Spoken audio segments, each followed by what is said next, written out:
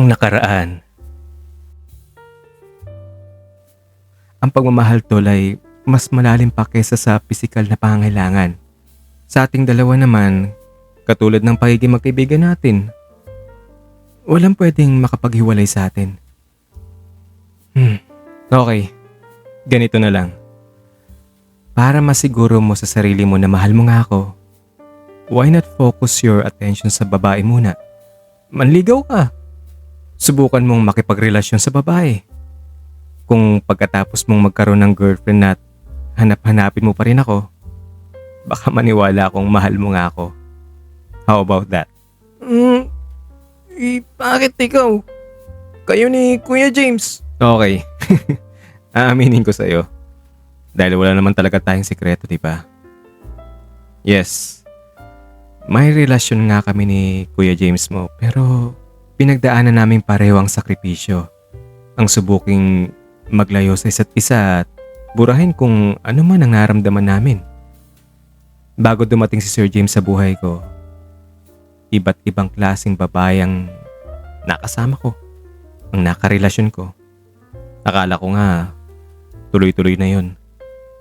Pero nung dumating si Sir James sa buhay ko, hindi ako makapaniwalang mangyayari ang ganito sa akin. Ang sabi nga ng iba, baka lang daw naghanap lang ako ng father figure dahil sa wala akong naranasang tatay na gumabay sa akin simula nung bata pa lang ako. Pero ewan ko pa, hindi na maalis sa isipan ko si Sir James kaya ayun, napag-desisyon na namin pumasok sa isang relasyon. Paano kung si Kuya may iba pala? Para akong natulala sa tanong na iyon ni Anton. Tinginan ko siya. Bakit Anton? May alam ka ba? Hindi na sinagot ni Anton ang tanong ko. Isinukli niya ang isang makahulugang titig. Bakit kaya hindi mo na lang ibaling sa akin yung pag-ibig mo? Anton, hindi ka pa nga nagmamahal. Ang pagmamahal ay hindi kagaya ng isang bagay na pwede mong ibigay sa kung sino man ang taong gusto mong pagbigyan nito. Hindi ganyan ang tunay na pag-ibig, tol. At saka huwag nga natin pag-usapan yan ngayon. Ang sabihin mo sa akin ang totoo. May iba na bang mahal si Sir James?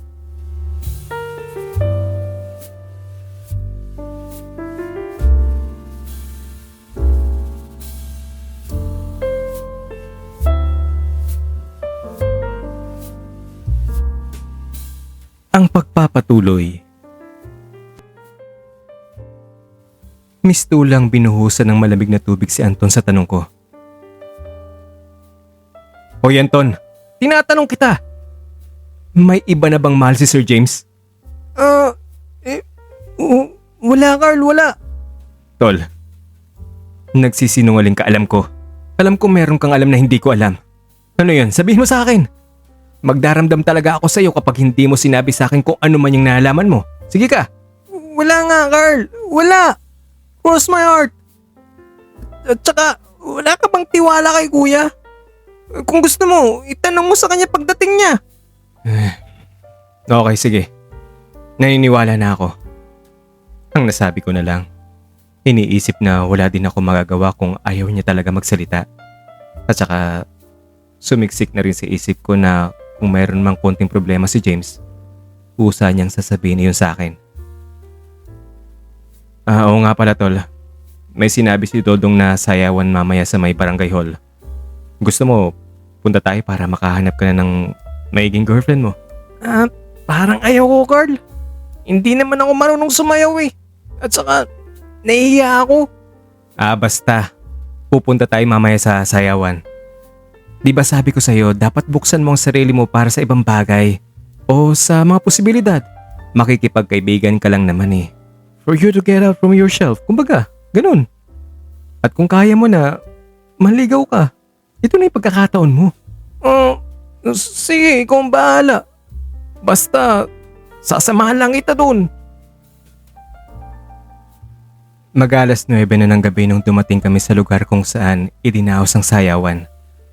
May mga sumasayaw sa gitna. Kitang-kitang kasiyahan sa mukha ng mga dalaga at binata habang umiindayog sila sa tugtog. Benefit dance daw iyon upang makalikom ng pondo ang barangay para sa nalalapit na fiesta. First time ko rin sumali sa ganong klaseng sayawan. Gusto ko matawa sa mga itsura nila. Ibang-iba kasi ang ambience kumpara sa diskuhan sa malalaking syudad na puno ng nagagandahang mga ilaw. Madidilim na mga dancehall at walang pakialam ang mga sumasayaw kung may kapartner ba sila o wala. Basta tatayo lang sa platform at iindayog ay solved na sila. Pero naiiba ang sa kanila. Malapad ang lugar na may kasing lawak ng basketball court. Halikabukin pa ang lupang hindi simentado. Kitang-kita mga bituin sa langit kapag ibabaling mo ang mga mata sa itaas dahil sa walang bubong sayawan. Kahit walang kuryente, 5 Petromax naman ang nagsisilbing ilaw na nakasabit sa mga poste sa gitna ng sayawan. Center of attraction ka kapag sumasayaw. Sa tindi ba naman ang liwanag na galing sa Petromax, pati ulo ng mga sumasayaw nakakasilaw na rin. At kapag ba naman imbes shampoo ang panlinis ng buhok, ordinaryong panlabang baretang sabon at preskong gata ng nyugang conditioner, lalo talagang sisilaw ang ulo nila. Amoy gata pa. Ikaw ba naman ang nakatira sa gitna ng napakalawak na niyugan kung hindi ka rin mangangamoy gata? Sa tingin ko, iyon na ang kanilang trade scent. Kumbaga kapag di sila nangangamoy gata, hindi sila in. Ewan ko, hindi lang ako sigurado. At heto pa, kapag sasayaw ang isang lalaki, dapat may kaparehang babae na siyang pipiliin niya galing sa mga nakahilerang dilag sa gilid ng sayawan. Para kang nasa palengke ng isdaan at namimili ng talakitok. Dilag pala. Hindi pa man nakakapagsimula ang tugtog, ayun na, takbuhan na. Kaya ang ginagawa ng ibang lalaki para hindi maungusan, nagbabayad sila ng exclusive na sayaw. Yun nga lang, may kamahalan. At ang kawawa lang din ay ang dalagang nakahilera na medyo nangungulubot na ang muka o yung tinatawag na nilang unprescribed face o kaya'y kinukulang sa fresh gata conditioner ang buhok at mag-iinit talaga ang puwet niya sa kakaupo. Ang hinahangaan ko lang sa sistema nila ay ang tulungan ng mga dalaga at binata.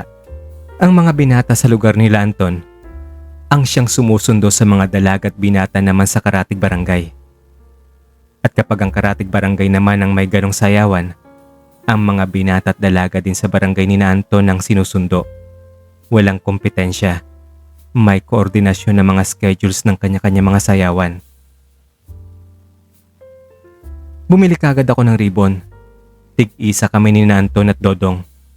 Nung napansin kagad ng announcer na nandun ako, umalingaw-ngaw kagad ang trompa. Nang susunod na piyesang ito ay exclusive para lamang sa ating special na bisita na galing sa malaking syudad na walang iba kundi si Sir Carl Miller at ang mga kasama niyang sina Anton at Dodong. Walang halo sa kanila, please. Sa kanila muna ang ating dance floor. Pakiusap pa ng announcer na siyang taga-anunsyo kung anong kulay ng ribbon ang pwedeng sumayaw sa bawat tugtog. Napansin ko na lang na nagsitabihan na ang mga kalalakihan. Ang lahat ng mata ay nakatutok sa amin. Para bang isa akong dignitary o artista na pinoprotektahan at pinagkakaisahang pagbigyan daan. Para namang may kumiliti sa puso ko sa eksenang iyon. Kinakabahan na natutuwang hindi maintindihan.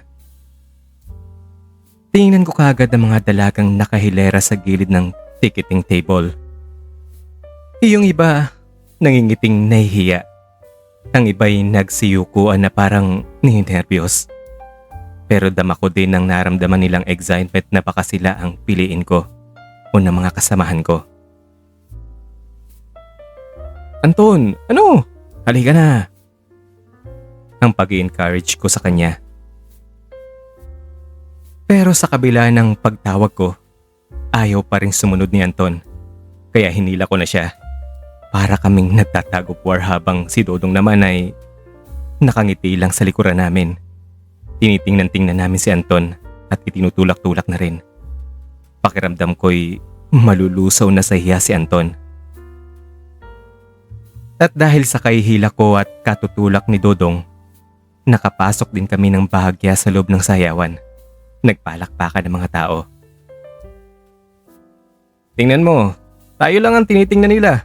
Kaya halika na at nakakahiya na. Ang sabi ko kay Anton.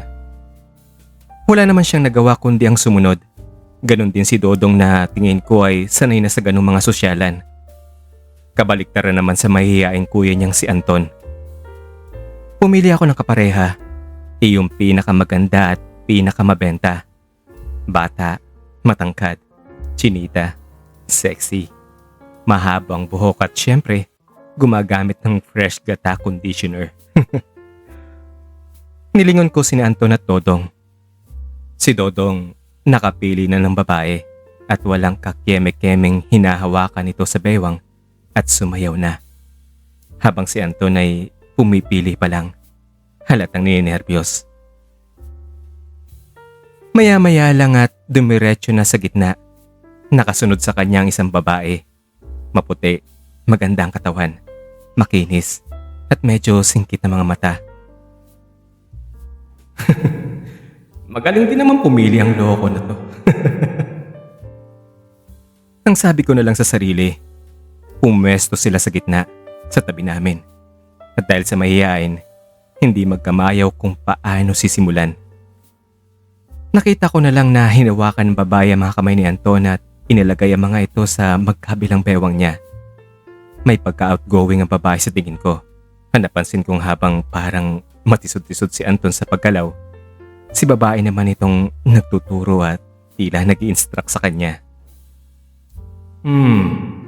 Mukhang type ni babae si lalaki. Ang bulong ko na lang sa sarili ko. Nakatutuwang pagmasdan si Anton, ang babae, kwento ng kwento. Halatang kinikilig, habang si lalaki naman ay halatang nanginginig din, pinagpapawisan at hindi mapakali. Natapos ang tugtog at tila tulala pa rin si Anton. Hindi makapaniwalang na kompleto na ang buong sayaw na hindi natatapilok o nagkukulap siya. Uy, tulala ka pa yata dyan. Ano?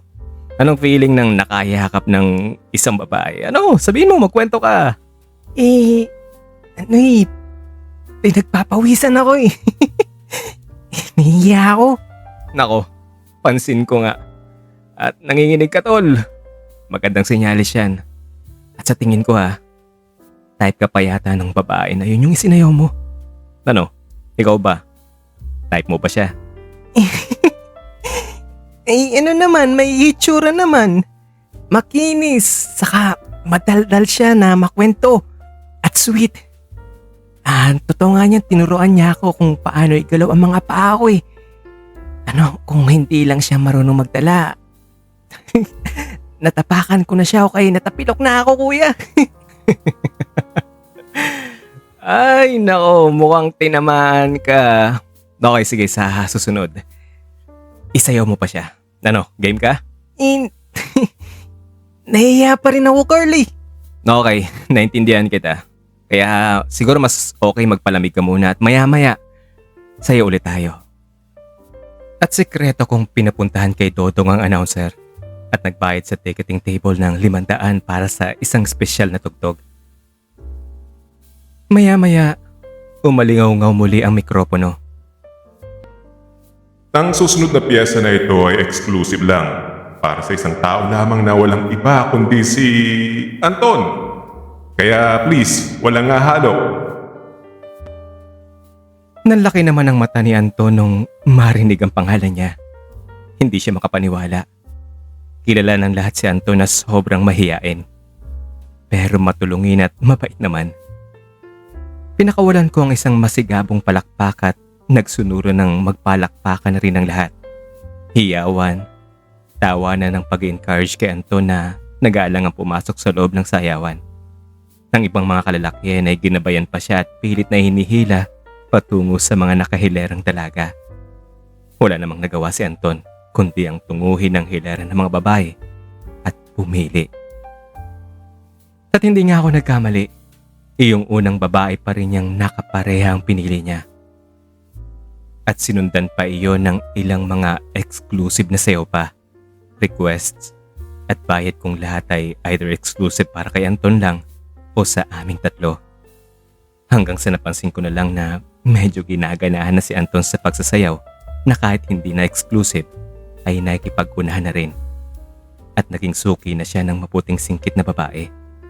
Kitang-kita ko sa mga mata ni Anton na nag-enjoy na siya sa pagsayaw. Kahit modern dance ay sumasabak na rin kahit na ang tugtog ay walang katorya-torya. Mag-alas stress na madaling araw nung matapos ang sayawan. Lumapit na sa akin si Anton. Baka sa mukha niyang iba yung sayang nararamdaman. O ano, nag-enjoy ka ba? Sobra, grabe. Ngayon ko lang na-enjoy ang ganito. O diba, sabi ko naman sa'yo. Oh, ay nasa na pala si Esther? Ang tanong ko sa kanya, tukoy sa babaeng naging suki niyang partner sa sayawan. Pauwi na daw sila eh. Nasa kabilang barangay pala yung nakatira. Kaya pala parang ngayon ko lang siya nakita. Mukhang nagkakilala na kayo ah. Ano? Ikaw talaga. Bakit hindi ka sumama sa paghatid sa kanila para malaman mo kung saan ang bahay at hindi ka na mahirapan kung sakaling maisipan mong dalawin siya. Total, marami naman kayong kalalakihang maghahatid, di ba? Kung gagawin ko naman yun, paano naman ikaw? Ano ka ba naman? Ang lapit-lapit lang ng bahay natin eh. Dediretso na ako doon, kaya wag mo nang palampasin pa ito. Chance mo na yan, okay? Nilapitan ko ang mga kalalakihan at kababaihang handa ng umalis patungong kalapit barangay. Hawak-hawak nila ang mga sulo na gawa sa mga binigkis na tuyong dahon ng niyog. Oy, magandang gabi sa inyo. Kumusta kayo? Nga pala, sasama si Anton sa grupo nyo. Oy, kayo nang bahala sa kanya ha. Alam nyo ngayon lang iyan sumama sa ganito. Huwag po kayo mag-alala, Sir Carl. Kami na po ang bahala sa kanya. O yan ha, pinagpaalam na kita sa kanila. O paano yan tol? Tutuloy na ako. Mag-ingat ka at mag-enjoy ka na rin. Maraming salamat, Carl. Ikaw din mag-iingat kapag uwi ah. Dahil si Dodong ay meron ding nililigawan at inihatid, umuwi ako mag-isa. Pagdating ng bahay, hindi kaagad ako nakatulog. Naglalaro pa rin sa isipan ng mga nangyari sa sayawan at ang matagumpay kong pag-expose kay Anton sa pakikipagkaibigan sa babae. Nakikinita ako na iyon na ang simula para tuluyan niya ng malimutan ang sinasabi niyang pagmamahal para sa akin at mabuksan ang pintuan para kay Esther. Ramdam ko ang saya para sa kanya. Ang saya ng pagbibigay at pagpaparaya. Ang saya ng pagsasakripisyo ng ilang bagay para maging maligaya o magbago ang takbo ng buhay ng isang mahal na kaibigan. Pero sa likod ng isipan ko, meron din namang konting kirot akong naramdaman. Siguro iyon ang kirot para sa nakaambang pagbabago ng aming pagiging close sa isa't isa o yung sinasabi nilang letting go ng closeness ng isang mahal na kaibigan. Marahil ay masyado lang advance ako mag-isip. Nangangamba na baka tuluyan na ring magbago si Anton kapag nagka-girlfriend na siya. Kung dati sa akin lang umiikot ang mundo niya, baka mawala na rin siya ng oras para sa akin o magbago ng tuluyan ang dati naming masayang samahan. Binitawan ko ang malalim na buntong hininga. Nagmuni-muni. Ay, ganyan talaga ang buhay. Walang permanenteng takbo o kasiguruhan. Minsan darating na lang ang buhay ng mga taong hindi natin inasahan, mamahalin at hahanap-hanapin. Pero hindi rin sila magtatagal. Aalis din sila dahil hahanapin nilang sarili o yayakapin ng mga pagbabago na dapat gawin o mga posibilidad na magbigay kahulugan sa mga buhay nila. At dahil mahal nga natin sila, kaya hayaan natin silang lumipad at makalaya, magtagumpay, lumigaya, sa kabila ng sakit na maaaring idulot nito at ang pagbabago sa atin.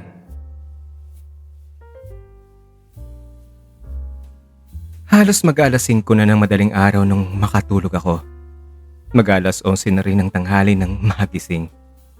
Gising na rin sina Anton at Dodong. Masayang nagkikwentuhan tungkol sa mga nangyari sa sayawan. At syempre, sa kani-kanilang mga naging kaibigang babae. Ano kuya, kumusta kayo ni Esther?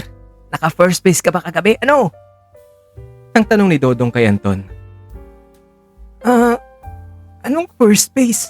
Hindi yung kahit papaano, naiparamdam mo na may gusto ka sa kanya. Hindi ko alam eh. Ibig mong sabihin, wala kang ginawa. Paano ako makakaporma eh? Ako tong pinopormahan eh. Hindi ka nga makaka-first base nun kuya. Umbrant pa. Alam mo kuya, ikitang-kita naman sa mga kilos ni Esther na type ka niya eh. Halos halikan ka na nga niya habang nakikipag-usap sa'yo eh.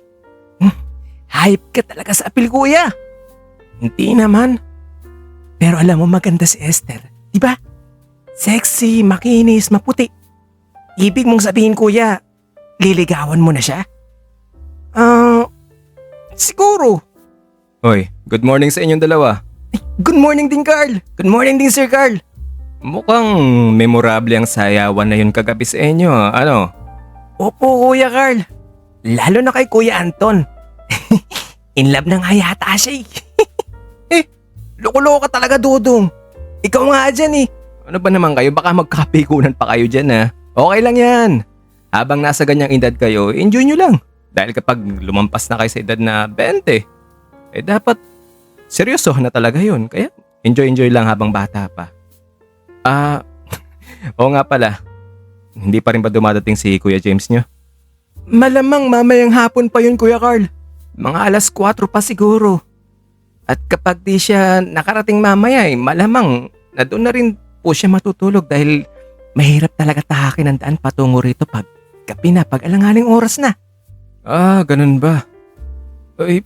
Ba't saan pa daw ang punta niya at posibleng hindi siya makarating sa araw na to? Di ba ang sabi niya, ngayon na siya uwi? Minsan po talaga Kuya Carl, natatagalan siya. Kasi nasa syudad din kasi si Ate Marites. 2 buwan na. Itadaanan pa yata niya yun eh. Ha? Bakit? Ano ba nangyari sa Ate Marites niyo? Biglang nautal si Dodong. Napansin ko rin ang mga mata ni Anton na tila ayaw niya magsalita pa si Dodong. Wala naman po. Nagpapacheck up lang po at sinasamahan lang siya ni Kuya James. Bakit? Ano bang nangyari kay Ate Marites niyo at kailangan niya magpa-check up pa? At kasama pa talaga si Kuya James niyo.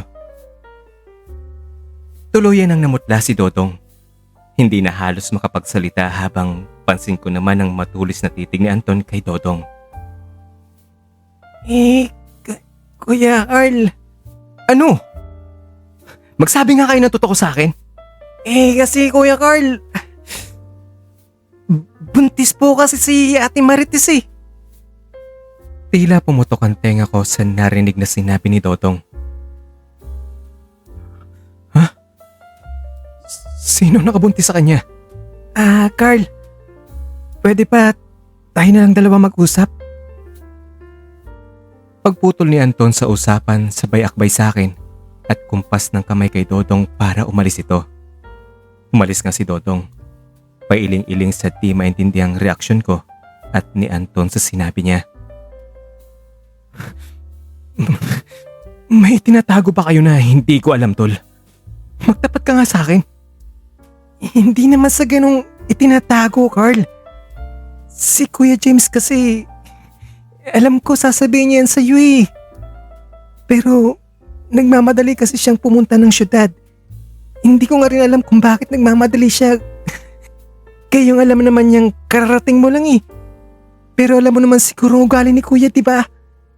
Kapag may nagawa yun, paninindigan niya. Kapag may problema, hinahanapan niya ng solusyon. Kapag may nasaktan siya, nagbibigay ng paliwanag o paumanhin. Hindi siya yung taong gagawa ng bagay ng patalikod. Kung may nagawa man siya sa'yo, sigurado ako may dahilan siya. At yan ang dapat nating pakinggan at alamin. Bakit? Ano bang role ni James dito?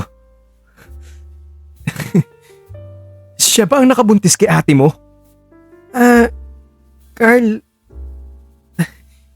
pwede ba si kuya na lang ang magpaliwanag sa'yo, ang magsabi sa'yo? Pakiwari ko'y gumuho ang mundo ko.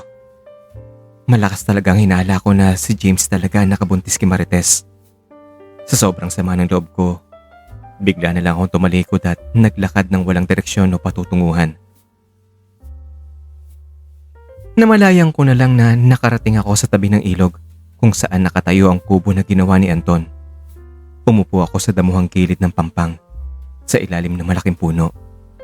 Nabalot na matinding pagkalito. Naglaro sa isipan ko kung paano tatanggapin ang pangyayari at kung anong gagawin sa nakaambang na maaring magbago ng sitwasyon. Bumabalik sa isipan ko ang mga katagang binitiwan ni James sa akin bago kami nagpasyang maghiwalay muna ng 1 taon ng walang kontak.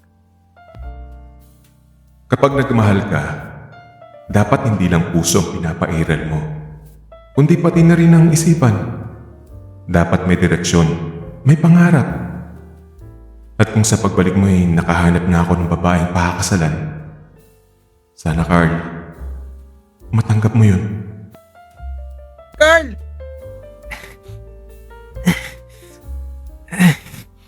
Ang bilis mong maglakad. Carl. Naintindihan kita. Alam kong naramdaman mo. Kaya, nandito lang ako para tamayan kita. Maraming salamat, Anton. Isa ka talagang tunay na kaibigan. Basta Carl, nandito lang ako. Palagi mong tatandaan niya na.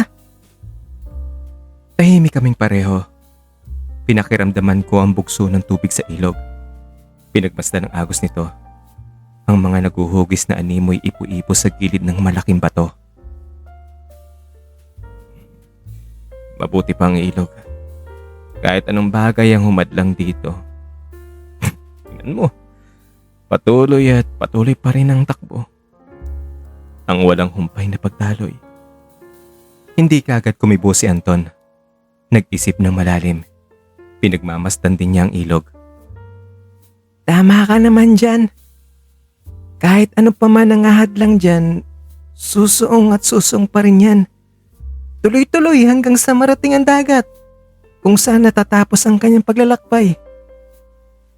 Alam mo Carl, di ba dapat ang tao ganyan din? Dapat ganyang kalakas ng determinasyon. Gaano man kalaki o kahirap ang hadlang, susuong at susuong ka pa rin at lalaban. Marating lang ang inaasam-asam na direksyon at patutunguhan sa buhay, di ba? Di ba Carl, ikaw na rin ang nagsabi sa akin na kapag totoo ang pagmamahal, gagawin mo ang lahat para ipaglaban yun. Oo, naalala ko sinabi ko yun. Pero ang hirap pala tol. Napakahirap. Lalo na kapag may mga taong nasa gitna. Masasaktan o kaya masisira ang buhay.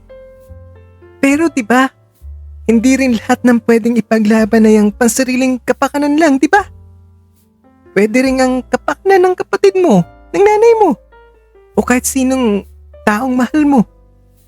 Yung iba nga dyan, di ba? Gagawin ng lahat kahit magdusa. Lumigaya lang ang mga mahal nila. Yung iba naman, buhay ang itinataya. Para akong nasamit sa narinig. Hindi makapaniwalang sa bibig mismo ng napaka-inosente at napakamahiyaing si Anton, manggagaling ang mga salitang iyon.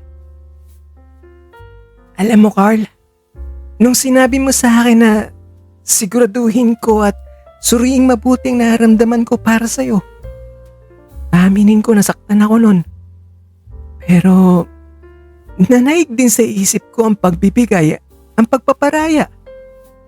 Nasabi ko na lang na sa sarili ko na marahil kapag nagmahal ka, dapat mo ring kalimutan minsan ang sarili at isipin ang kapakanan ng taong minamahal mo. Hindi pa pwedeng imbis na pansariling kaligayahan mong ipaglaban, ang damdamin, ang pangarap at ang kaligayahan niyang isipin mo. Maraming tao ang nagmamahal. Pero ang klase ng pagmamahal ng karamihan ay pansarili lang, di ba? Iyong may kapalit o katumbas.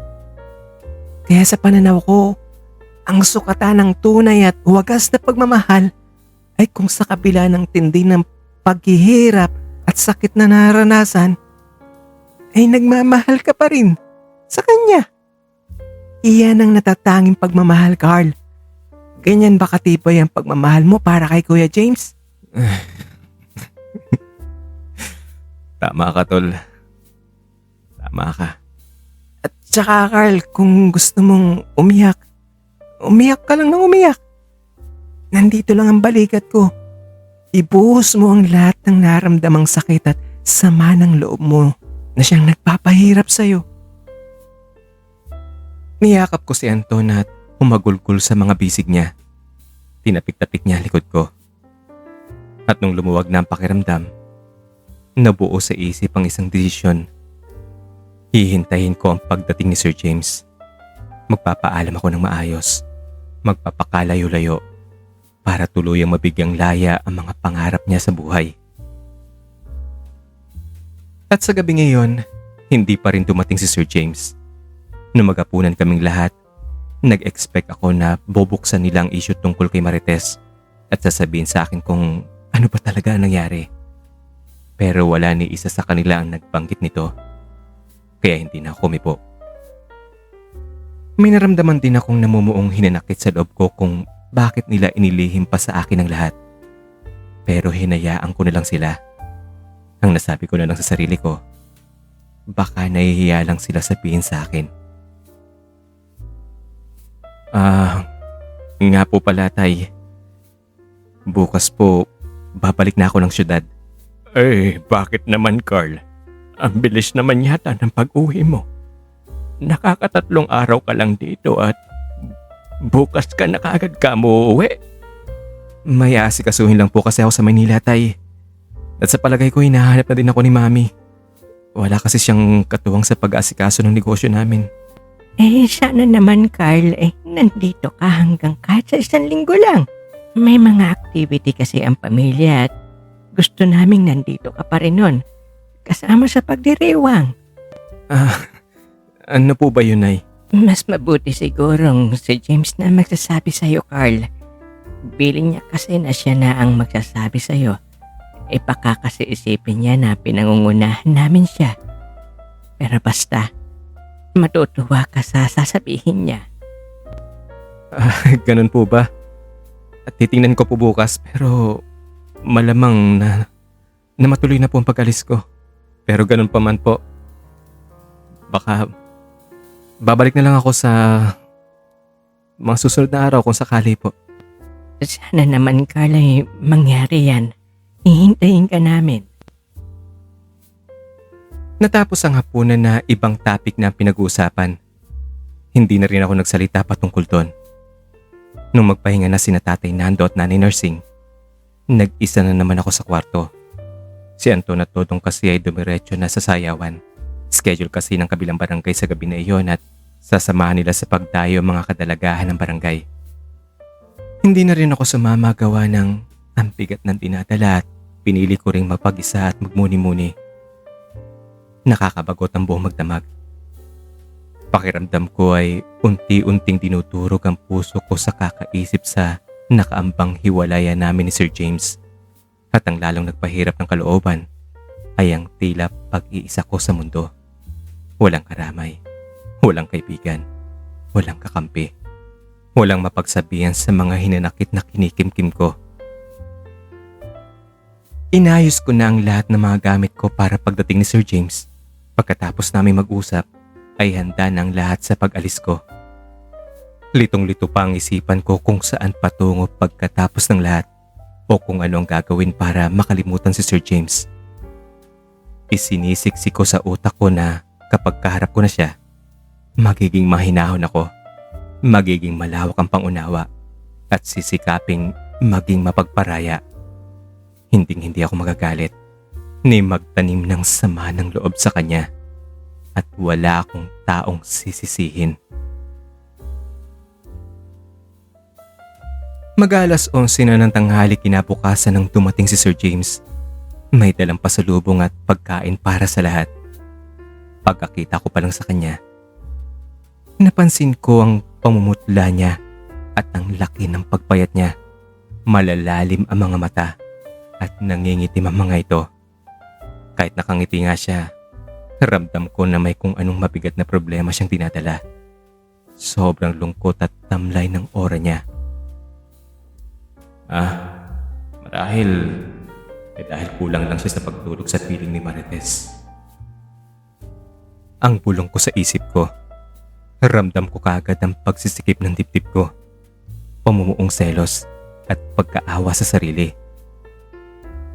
Tumalikod ako nung makita siyang nakatingin sa akin. Dali-dali akong pumasok ng kwarto. Naupo sa papag. Nakasandal sa dingding na kawayan. Pero maya-maya, nadinig ko na mga yapak niyang papasok ng kwarto. At nung nakapasok na siya, naupo siya sa tabi ko. Hi Carl. Kumusta ka na? Pasensya ka na, natagalan ako nga pala may mga pasalubong ako sa'yo. Ito. Nang sabi niya habang iniabot niya sa akin ang pasalubong niyang siopaw. Alam niya kasing namimiss ko na ito sa dati kong kinakainan nung estudyante pa lang ako nung college. Importante lang kasi kaya natagalan ako. Kaya pasensya ka na. Okay lang yun, James. Huwag ka mag-alala, okay lang ako dito. Nandito naman sina Anton at Dodong. May sayawan nga nung isang gabi, sumama ako sa kanila. Ikaw, kumusta ka na? Bakit parang namumutla ka yata? Hindi, okay lang ako. Ikaw, magkwento ka naman kung ano nangyari sa sayawan, no? Ayun. Natuto na si Anton na sumayaw at meron na rin kaibigang babaeng nagkagusto sa kanya at sa tingin ko, type din naman niya. Talaga ba? Akalain mo yun? O ikaw, nag-enjoy ka naman sa lakad mo? Nag-enjoy naman. Uy, may problema ba? Bakit ganyan naman ang mukha mo? Parang hindi naman okay. Wala nga. Ikaw talaga. Okay lang ako. Baka ikaw. Baka may gusto kang sabihin sa akin. Bigla siyang natahimik at lumungkot ang muka. Binitawan ng isang makahulugang titig. Noon ko palang nakita ang ganong kalungkot na titig ng mga mata niya. Bakas ang pinapasang sobrang bigat ng kung anumang problemang meron siya. Nakita ko ang pamumuo ng mga luwas sa gilid ng mga mata niya. Yumuko siya. Pinakawala ng isang malalim na buntong hininga. At hinayaan na lamang na pumatak ang mga luha sa sahig na kawayan. James, may problema ba? Ang tanong ko ulit sa kanya. Nagpaka-inosente sa nalaman kong namamagitan sa kanila ni Marites. Wala naman, Carl. Wala to. Pero mamaya mag-uusap tayo Mananghalian muna tayo. Aalis na ako, James. Babalik na ako ng syudad. Bakit naman? Carl, please naman huwag ka munang umalis. Kailangan ko nung umalis, James. Pero bakit nga? Ano, may nagawa pa ako? Sabihin mo naman Hindi na ako kumibo. Hindi na rin siya kumibo. Naramdaman niya sigurong may alam na ako. Kaya ang ginawa na lang niya ay yumuko siya. At muling nakita ko ang mga luhang tumataloy sa pisngi niya. Tingnan ko ulit siya. Hindi maintindihan ng sarili kong maawa o ibubuhos ko sa kanya ang lahat ng mga sama ng loob ko. Kung ayaw mo magsalita tungkol sa problema mo, okay, fine. Ikaw yan Tingnan niya ako. Hinawakan ng isa kong kamay. Carl, alam ko at nararamdaman kong may alam ka na. Oo, nagkasala ako sa'yo. Pero Carl, hindi ko sinasadya nangyari. Kaya maniwala ka sa akin. Alam mong si Marites ay kapatid ang turing ko sa kanya. Ang turing namin sa isa't isa pero nung may isang beses na nalasing ako dahil sa sobrang lungkot ko na wala ka sa akin. Si Marites ang umalalay at kumabay sa akin. At dahil nga sa kalisangan kong yun, Nangyari ang hindi dapat mangyari sa gabi yun. Pero maniwala ka sa akin, Carl. Carl, please maniwala ka sa akin. Wala lang yun. So anong plano mo ngayon? Paninindigan ko ang nangyari. Magpapakasal kami ni Marites sa darating na 1 linggo. At sana nandito ka sa araw na yun, Carl. Kaya please magstay ka pa. Mistulang gumuho ang mundo ko at paulit-ulit na sinasaksak ang dibdib ko sa narinig. Pero hindi pa rin ako nagpahalata sa kanya. Hindi ko alam, James. Pag-iisipan ko. Basta, titingnan ko. Tumayo ako upang lumabas na sana ng kwarto. Pero nung tumayo din si Sir James para sabayan ako, bigla na lang itong bumagsak. Ang nagawa ko na lang ay alalayan siya para makatayo. Okay ka lang ba talaga, James? Hindi, okay lang ako, Carl. Ihinga lang muna ako.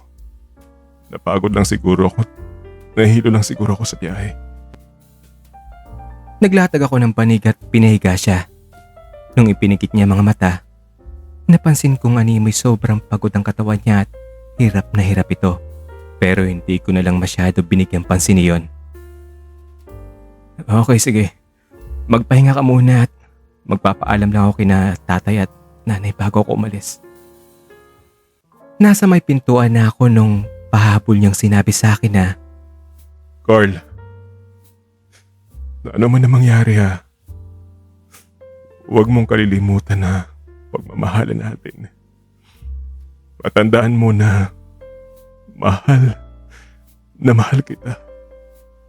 At hindi na magbabago yan. lumabas na ako ng bahay para magpaalam kina Tatay Nando at Nanay Nursing na nasa harap lang ng bahay. Pero hindi nila ako pinayagang umalis kagad. Pinakiusapan nila ako na sa kinahaponan na lang umalis at magkakatay pa sina Tatay Nando at Anton ng manok upang ihawin. At may kaunting inuman din. Yun daw sana kasi ang plano nila para sa akin dahil hindi na ako mapigilan. At sa oras na iyon na lang nila gagawin ng salo-salo. At kagad nga ang kinatay nila ang 4 na manok. Ang isa'y ginawang tinola, ang isa'y inadobo, at ang 2 ay inihaw. Naglabas naman ng tuba si Dodong. Si Anton ay kinuha ang gitara. Tay, hindi po talaga ako pwedeng uminom ng marami. At baka hindi ako makabiyahin ito. Huwag kang mag-alala. Kahit konti lang at saka ihahatid ka naman ni na Anton at Dodong sa may sakayan sa lungsod. Nga pala, Dodong, tawagin mo na si Kuya James mo para sumali na rin sa atin dito. Pinuntahan naman kagad ni Dodong si Sir James sa kwarto.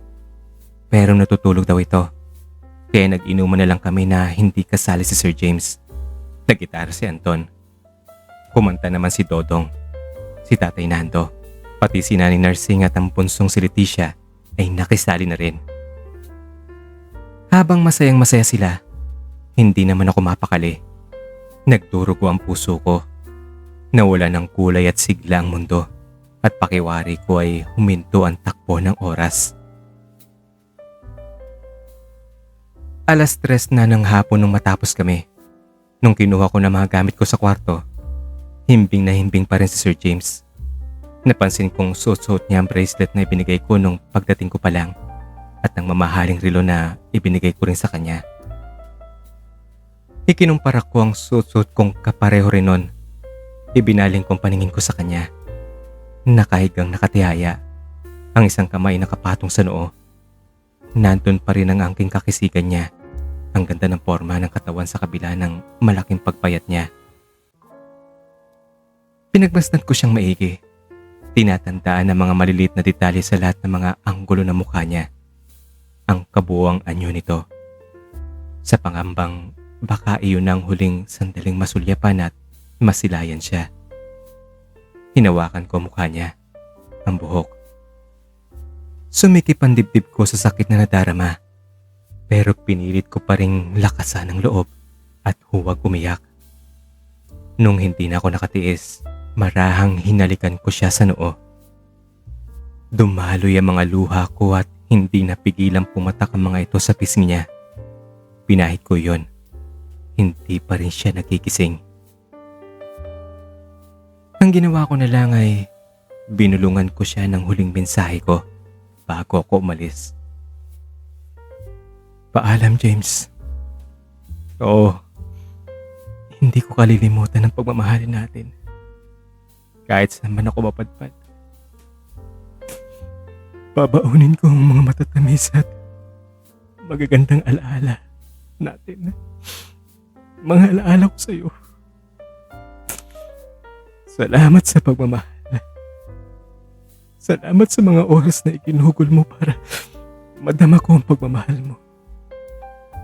Salamat sa lahat ng mga magagandang bagay na ginawa mo para mabago ang takbo ng buhay ko. Ang hiling ko lang, sana lumigaya ka sa desisyong ginawa mo. Good luck sa iyo at sa bagong buhay na tatahakin mo. Huwag mo ako intindihin dahil ipagpapatuloy ko pa rin ang buhay na kahit wala ka. At palagi mong tatandaan to wala akong pinagsisisihan. Pagpus, nagpapasalamat nga ako dahil ang isang taong katulad mo ang naging malaking bahagi ng buhay ko. Kaya huwag ka mag-alala. Wala ako ni katiting na galit na kinikimkim at tanggap ko ang lahat ng mga nangyayari sa iyo nang maluwag sa dibdib ko. At mas naintindihan ko na ngayon ang dati mo pang sinasabi sa akin na pangarap mo. Lalo akong humanga sa katatagan mo, sa paninindigang ipinamalas mo. Gagawin kong patnubay ang mga itinuro mo sa akin. At ikaw pa rin ang magiging inspirasyon ko. Kahit saan naman talaga, idol kita eh. Kaya ang hiling ko lang ay sana huwag mo rin kalimutan na may isang taong hindi lang umaanga sa iyo, kundi nagmahal din ng lubos. Isang taong handang gawin ang lahat. Handang magparaya at magbigay. Kahit ito pa'y nangangahulugang mawala ang taong pinakamamahal niya. Para lang lumigaya ka at matupad ang mga pangarap na minimiti mo. Oo, masakit. Pero handa ako. At kaya kong magtiis kahit gaano man kalalim ang sugat na dulot nito sa puso ko. Ganyan kita kamahal, James. Ganyan kita kamahal. Kaya James, alagaan mo palagi ang sarili mo.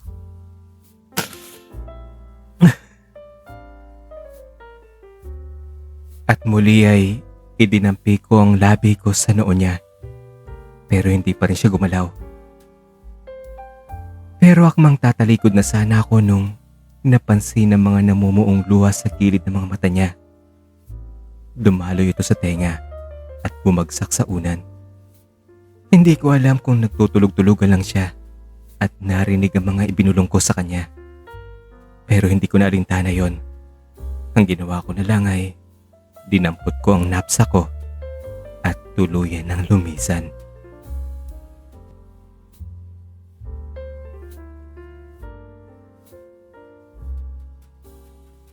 Mag-alas 12 na ng hating gabi nang makarating ako ng bahay. Laking gulat ng mami ko nung nakita ako. Akala ko ba 2 linggo ka doon? Medyo napapagod na din kasi ako doon, mami. Tsaka magpapahinga lang muna ako. Siguro this coming week, kung pwede lumabas muna tayo ng bansa. Mag-tour.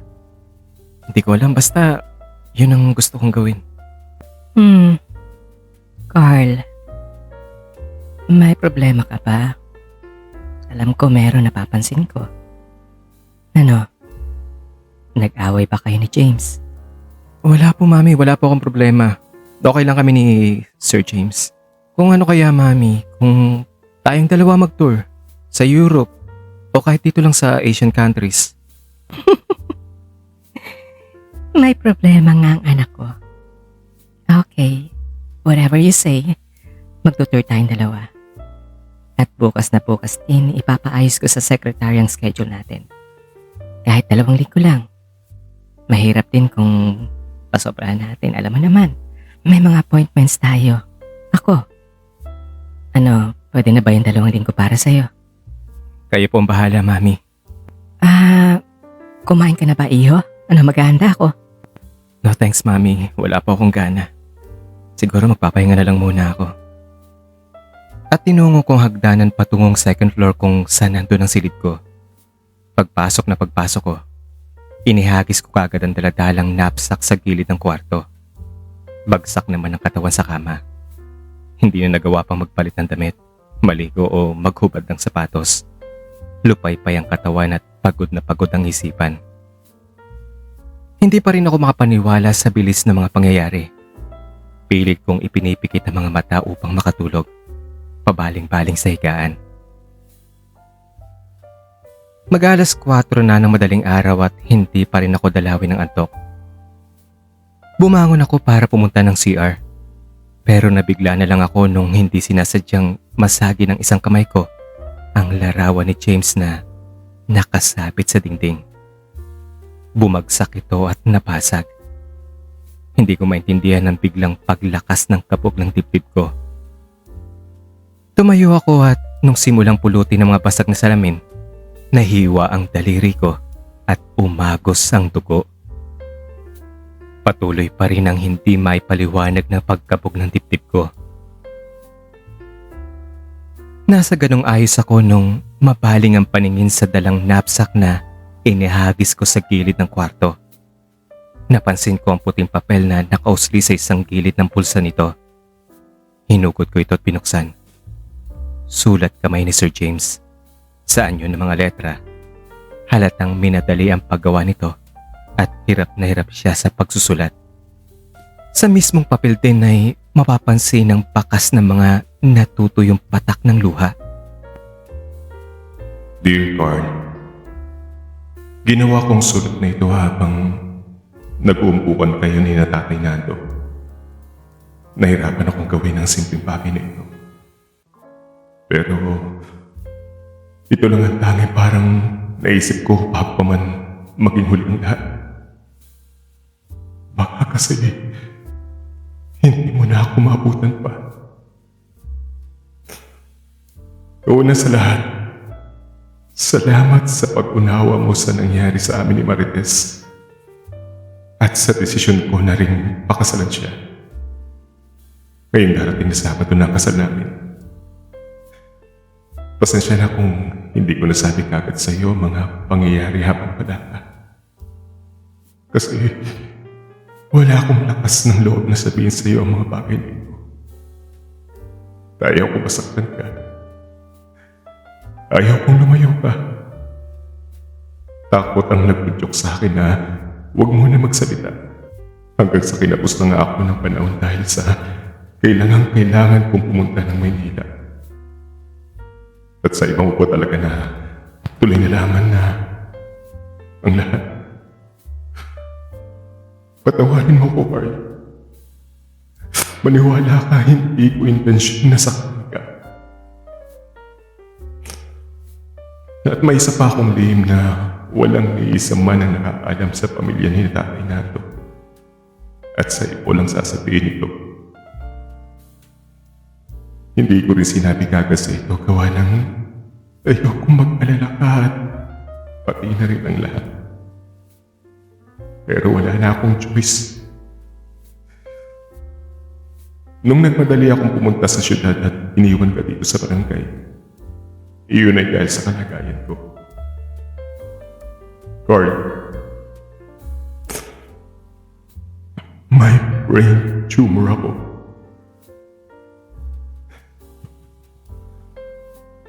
Nung isang taon na nagkalayo tayo, bigla na lang akong nag-collapse habang nagkaklase. Halos sunod-sunod iyon. Kaya nagpatingin ako sa isang espesyalista. Nakita sa CT scan at MRI ang malaking tumor sa utak ko. Nasa terminal stage na ito at wala nang silbi pa ang operasyon. Simula noon ay may mga oras na biglaan na lang akong nangihina, nahihilo, babagsak sa kalagitnaan ng ginagawa ko. Bilang na ang mga araw ko, Carl. Sa pag-alis mo, ramdam kong hindi na ako magtatagal. Nakakatuwang isipin na bago ko malaman ang sakit ko na ito ay napakadami ko pang mga plano sa buhay. Kampanteng-kampante na sa pagdating ng bukas, okay pa rin ang lahat. Malayang magagawa ang mga dapat gawin. Minsan nga yung ibang gawain ko ay ipinagpapalipat ko muna dahil sa may bukas pa naman at nakatatak na sa isipan na buhay pa ako at malakas pang katawan sa bukas na darating. Ni minsan, hindi pumasok sa isip na sa isang iglap pala ay pwedeng magbago ang lahat. At kapag ganito pa lang na nasa bingit ng kamatayan, at oras na lang ang pinipilang, saka ko pa marirealize na sana dinoble ko ang effort para matapos man lang ang kung ano man ang dapat na sanang natapos ko. O kaya'y nagawa ang mga bagay na maipadama sa mga taong nandyan para sa akin na mahal ko sila. Pero sa kabilang banda, maganda na rin siguro yung ganito. At least, alam ko na hindi na ako magtatagal at makapagpaalam ako ng maayos sa inyo. Lalong-lalo na sa iyo.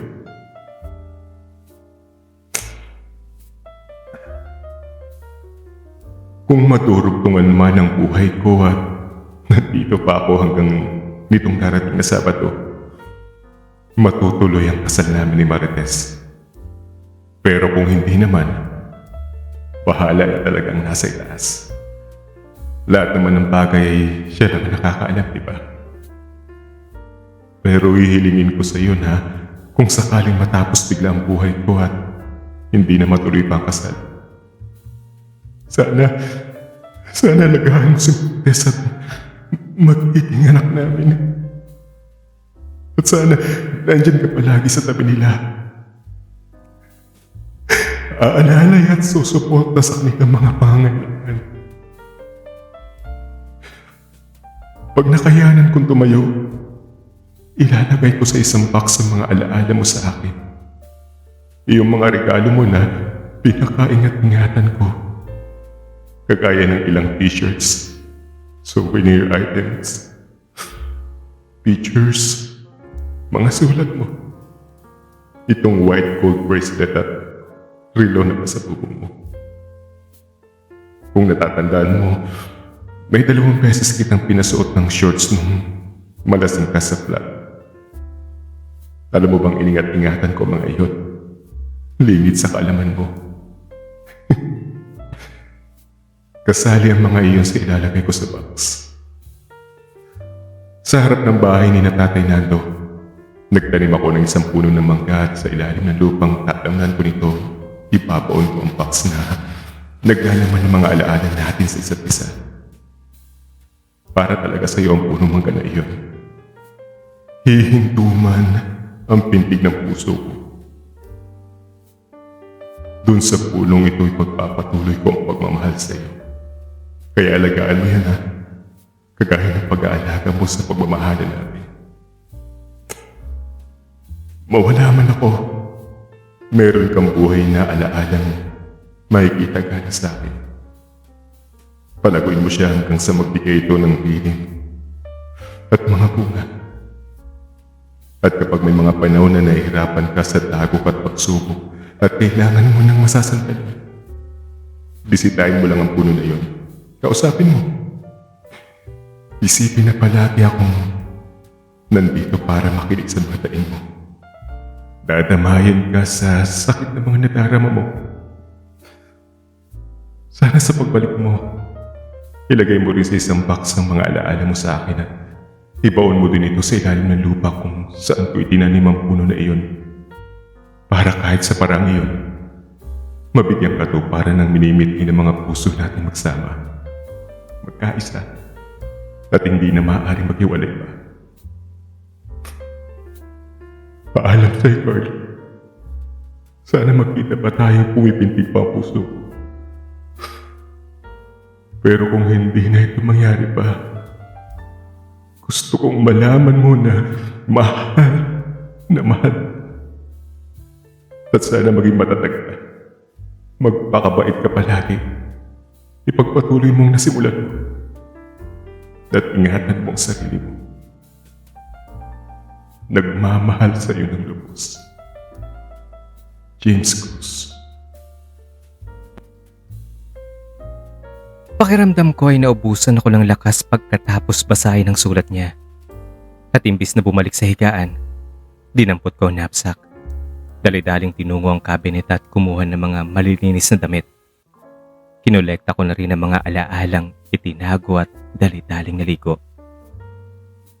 Hindi ko na nagawang magpaalam pa sa mami ko at mistulang kidlat sa bilis na dumiretso na sa terminal pabalik sa lugar ni na Tatay Nando. Umaasang magkikita pa kami ni Sir James. Mag-alas 11 na ng tanghali nung nakarating ako sa lugar. Sumalubong kagad sa akin si Anton na hindi magkamayo sa kakaiyak.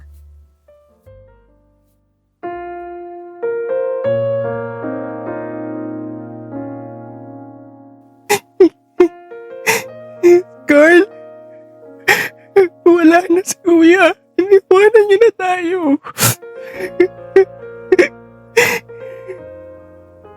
Pakiwari ko'y biglang huminto ang takbo ng mundo ko. Panandalian akong natulala. Hindi makakilos sa kinatatayuan. Nabitawan kong bigla ang daladalang bag at animoy puputok ang dibdib ko sa sobrang sakit na nararamdaman. Nag-blackout ang paningin ko at nawala ng malay. Inalalayan ako ni Anton. Kinarga hanggang sa kawayang bangko sa harap ng bahay at doon pinaupo. Tinapik-tapik ang likod at pinainom ng tubig. Nung nanumbalik na ulit ang malay, hindi ko mapigilan ang sariling humiyaw. Sinuntok ang kawayang upuan. Tinungo ko ang lugar kung saan inilatag ang bangkay ni Sir James. Halos walang nagbago sa kanya nung huli ko siyang nakausap. Pati ang maong at t-shirt na suot sa araw na iniwan ko siya, ay siya pa rin ang suot-suot niya. Mistulang natutulog lang siya ng mahimbing. Pinagmasdan kong maigi ang kabuuan ng mukha niya. Nandun pa rin na magandang hugis at makinis na balat nito. Ang makakapal na mga kilay, ang matangos na ilong, at ang magagandang mga labi.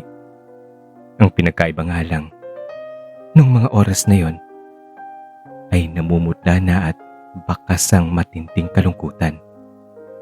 Humagulgol na lang ako na parang isang bata. Hindi ko lubos maisalarawan ang tindi ng sakit na nararamdaman ko. Pakiwari ko'y ako lang ang nag-iisang tao sa paligid. Sumisigaw. Niyayakap-yakap ang bangkay at sinisisi ito.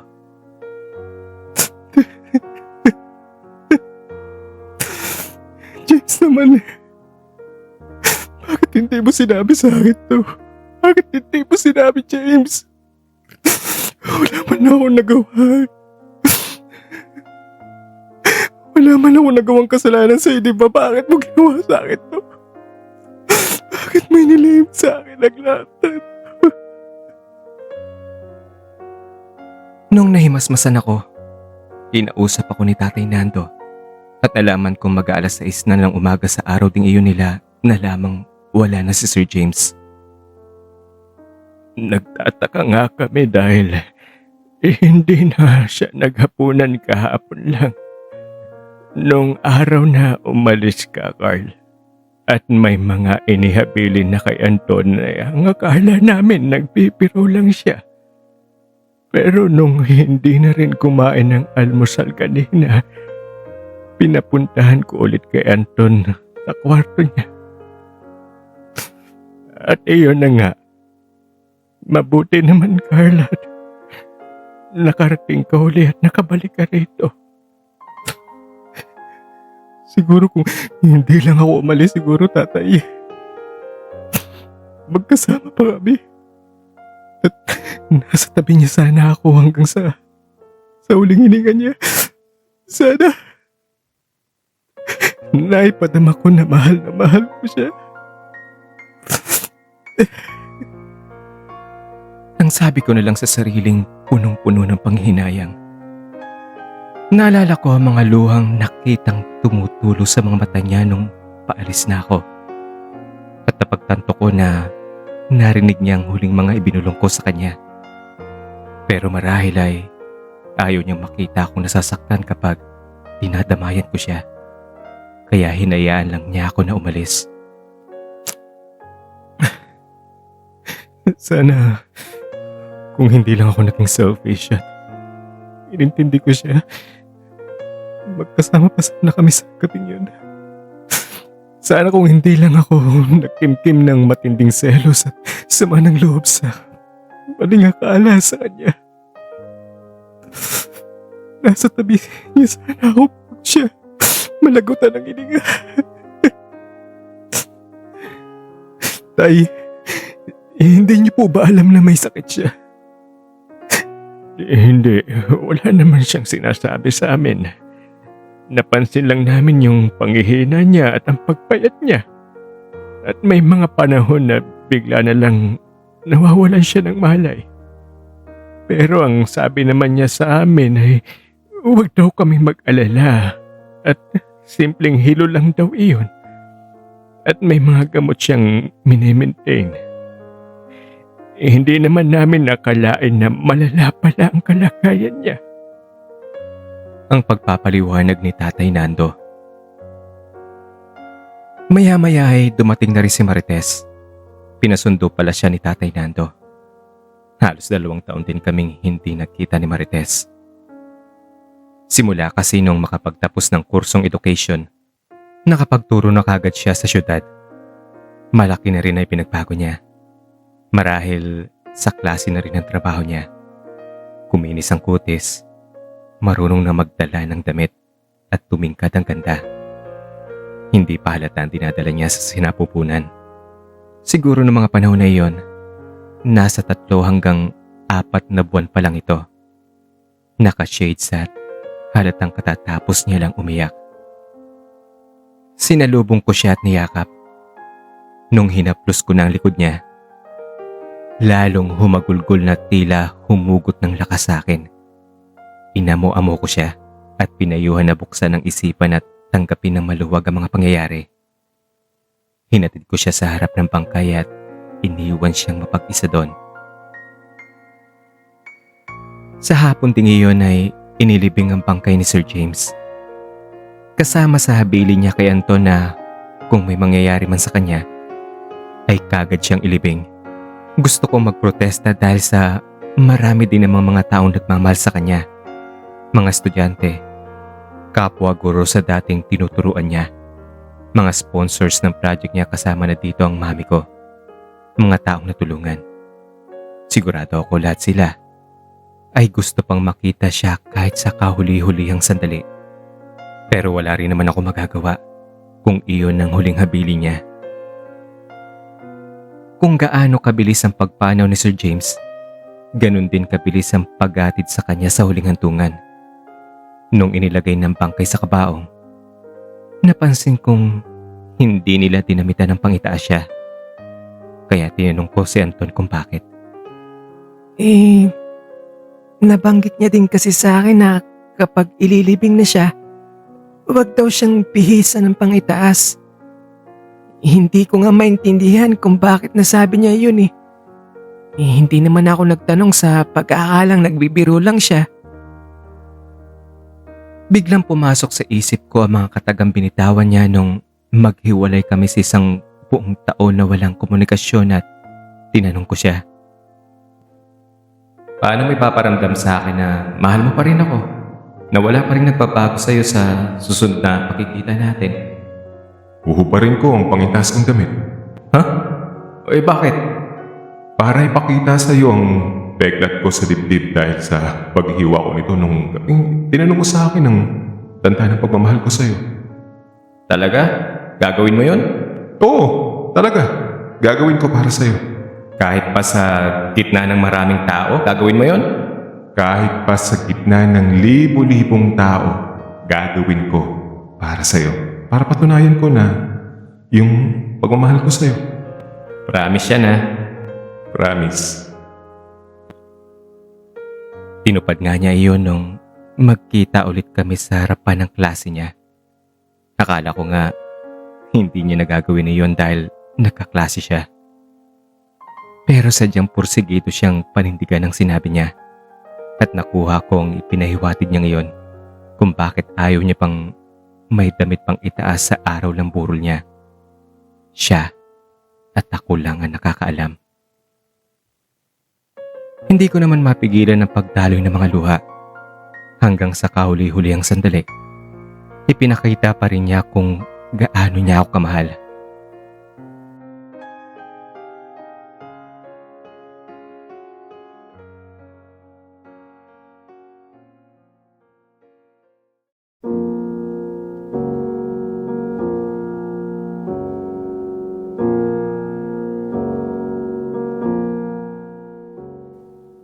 Alas 5 ng hapon ng araw ding iyon, inihatid na namin si Sir James sa kanyang huling hantungan. Halos buong barangay ang hindi magkamayo sa pagtulong sa lahat ng preparasyon sa burol. Kahit ang mga tao sa mga karatig barangay ay nandun din, nakikidalamhati. Pati na mga estudyante niya at ilang mga madre sa dating pinagtuturuan na nakakaalam ay walang pag-aatubiling umakyat sa pulubunduking lugar para makiramay lang at makihatid sa huling hantungan ng taong minsan ay naging parte rin ng buhay nila. May mga nag-abuloy ng pera, kung ano-anong bagay gaya ng mga alagang manok, baboy, pananim na gulay at prutas. Lahat ng tao sa barangay ay nakiramay at nagluksa. Ang kulang na lang ay gawa nila ng ribulto si Sir James. At ako, si Anton, Dodong, at ilang mga matatalik na kaibigan ang nakaasay na magbuhat ng kabaong niya. Handa na ang lahat na buhatin ito sa kadahilan ng gusto ko ring ipakita kay Sir James ang peklat sa dibdib, tanda ng pagmamahal ko sa kanya. Hinubad ko ang t-shirt. Isinaksak ang dulo nito sa likurang bulsa ng jeans at hinayaang nakalawit iyon. Maralay nakuha nilang ibig kong sabihin at siguro sa pakikisimpatya na rin sa akin. Hinubad din ni Anton ang kanyang t-shirt. Sa nakita, nakihubad na rin si Dodong at sumunod na rin ang karamihan sa kalalakihan. Marahil ay naintindihan at nakiramay sa hubad na dibdib ng bangkay.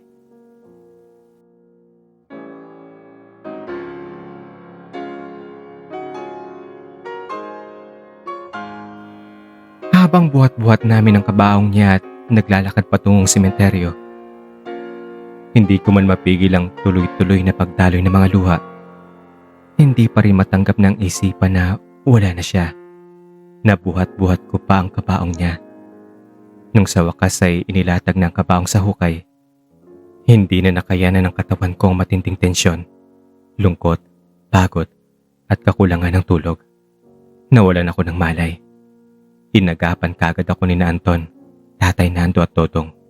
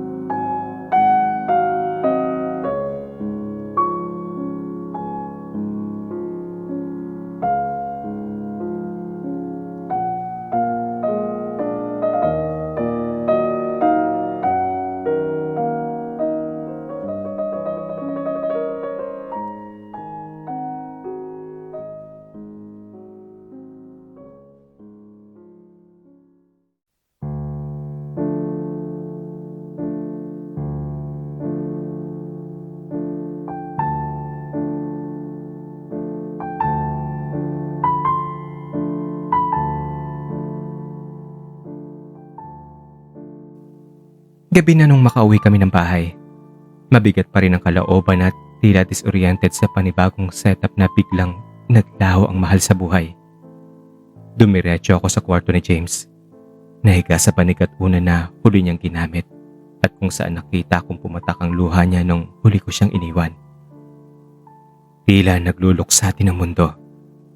Ang dating kwarto na kung saan ay ilang ulit naming ipinadama sa isa't isa ang wagas na pag-ibigan ay mistulang nagluluksa din. Hinagod ng mga kamay ko ang papag sa paligid ng higaan. Hinahanap-hanap ng mga paa ko ang init na mga paang dati ay nakahanda lang sa mga dantay ko. Pero wala na mga ito. At nang dahil sa mga alaalang iyon, walang patid ang pag-agos ng mga luha ko. Nasa ganong ayos ako nang biglang pumasok si Anton. Carl, tara, may papakita ako sa'yo. Ano naman yun, Anton? Kinuha muna ni Anton ng flashlight at hinila niya ako patungo sa may harapang bahay na mga 60 metro ang layo galing sa bungad nito. Heto, kagabi, itinanim ni Kuya James itong punla ng mangga at ang sabi niya, ipakita ko daw sa'yo ito. Tinulungan ko nga siyang magukay dyan dahil groggy na siya nun eh. Halos hindi na makayanan ng sarili. Pinayuhan ko nga siya na magpahinga na lang muna dahil natutuwal siya at nagsusuko pa. Ang kaso ayaw niya paawat sa akin eh. Dapat daw magawa niya muna ito bago siya makapagpahinga. Kaya yun, tinulungan ko na para matapos kagad. Ang totoo nga yan, awang-awa nga ako sa kanya eh. Tapos pagkatapos namin magukay, may inilagay siyang kahon at saka itinanim niya yung mangga na yan.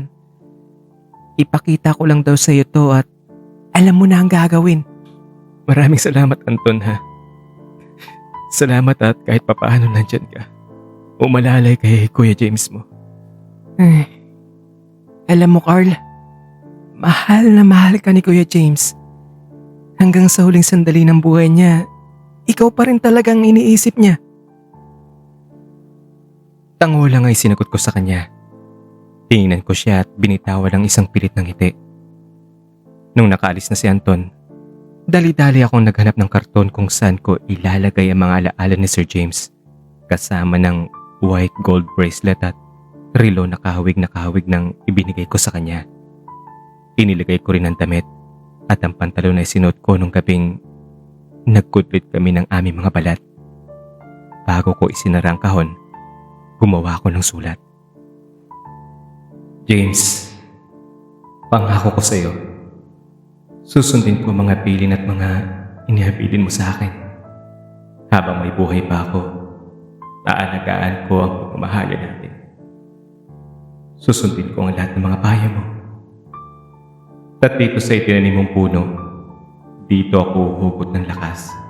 Dito kita hanapin sa mga oras na kailangan ko ng masasandalan. Ng karamay o kaya kung kailangan kong ibahagi ang mga tagumpay.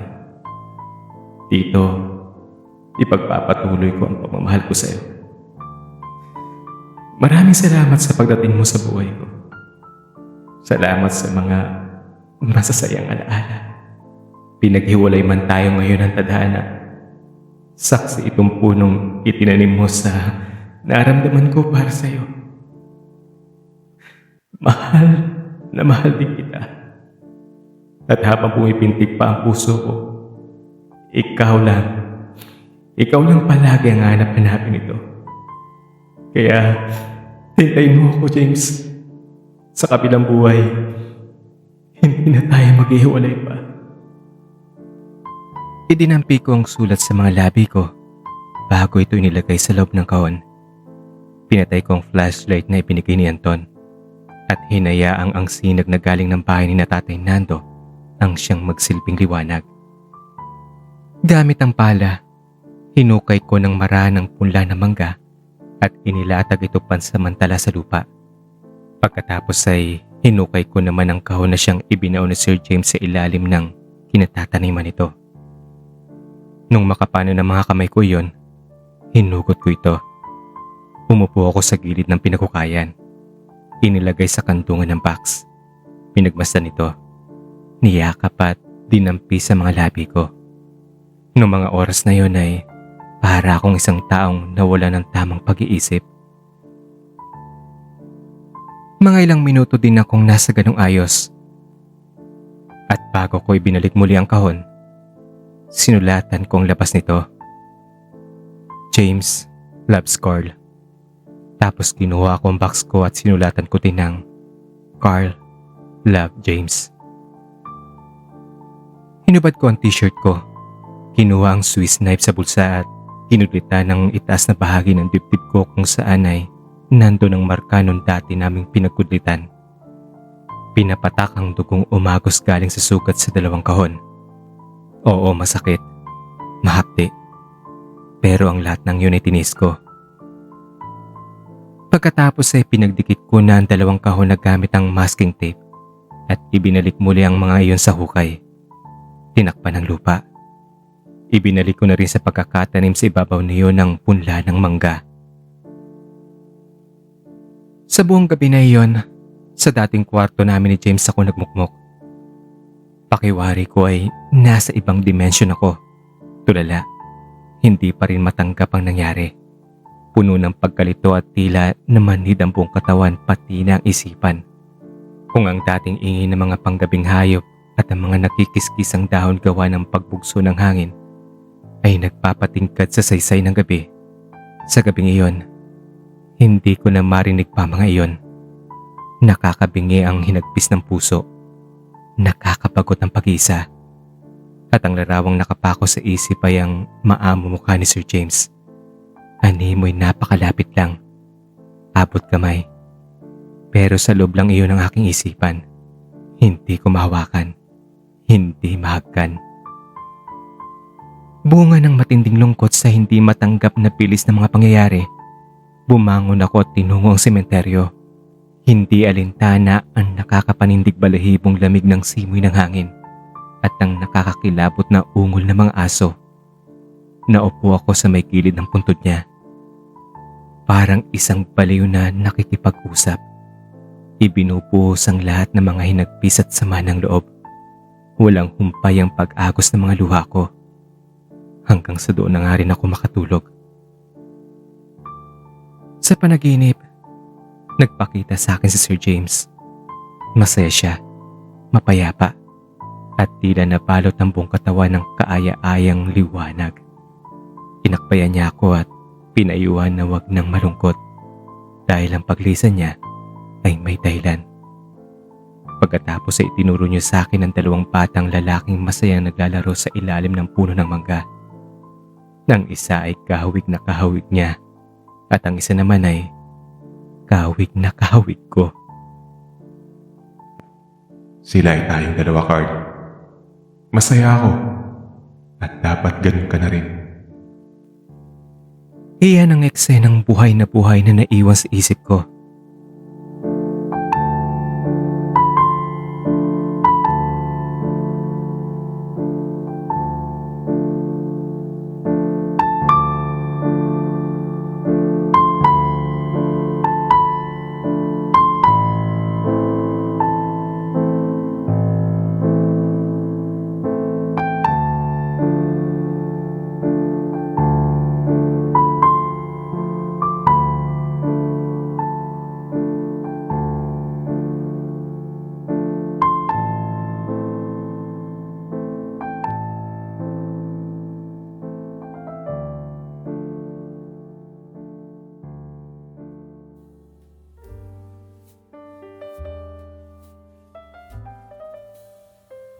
Nagising na lang ako nung tumama sa mga mata ko ang sikat ng araw.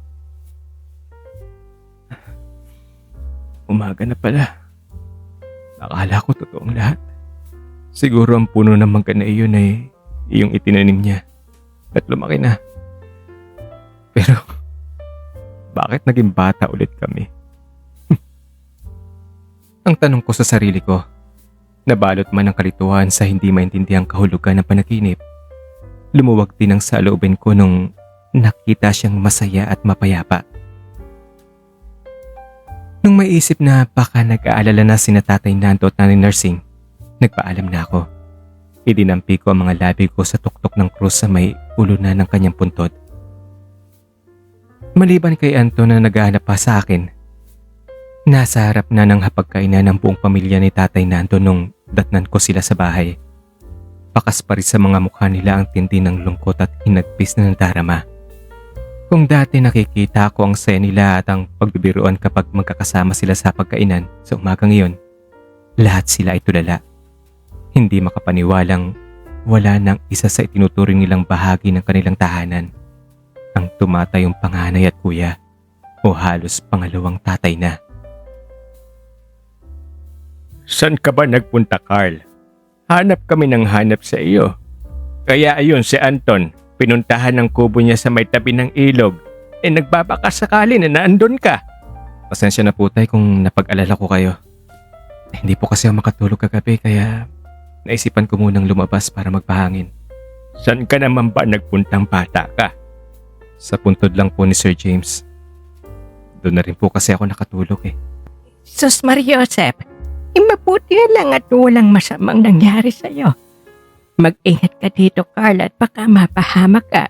Magagalit ang mami mo sa amin. At saka, ikaw bata ka, tibayan mo ang loob mo. Lahat naman tayo dito ay naapektuhan sa pagkawala ni James. Alam kong masakit at naiintindihan kita sa parte na iyon. Pero wala na tayong magagawa pa. Sadyang nasa taas lamang ang nakakaalam kung bakit niya kinuha si James ng kanyang kaaga.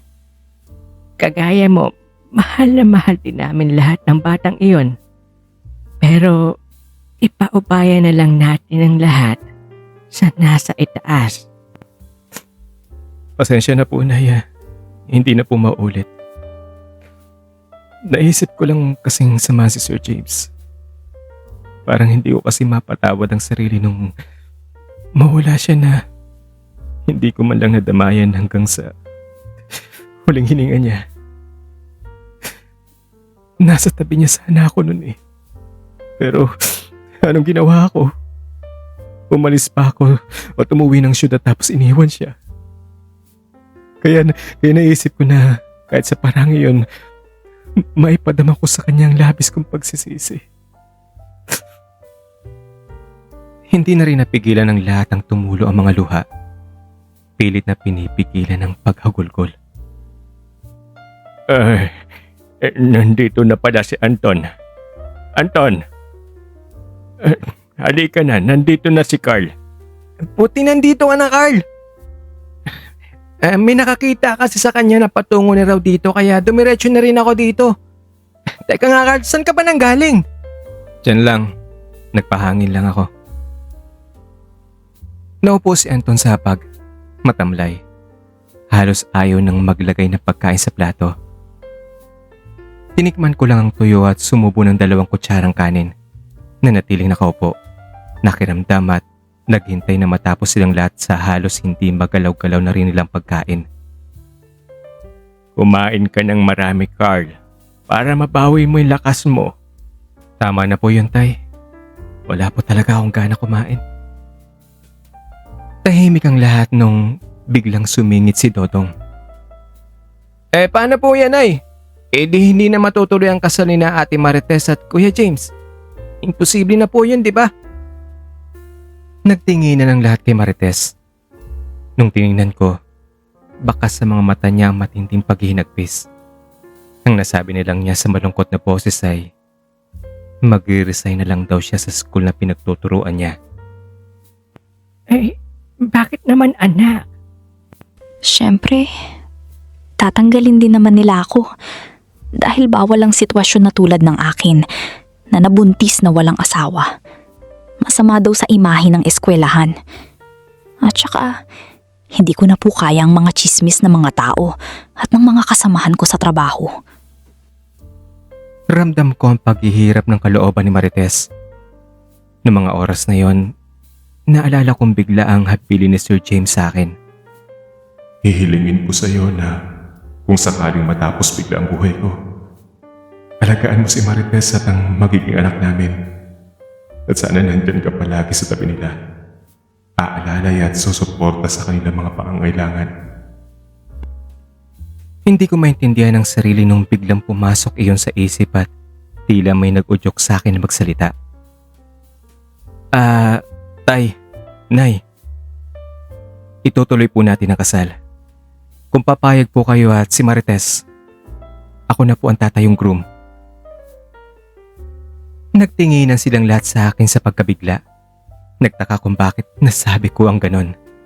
Ako man ay hindi makapaniwalang lumabas sa mga bibig ko ang mga salitang iyon. Nilingon ni na Tatay Nando at Nanay Nursing ang isa't isa. Nagsalubong ang kanilang mga titik.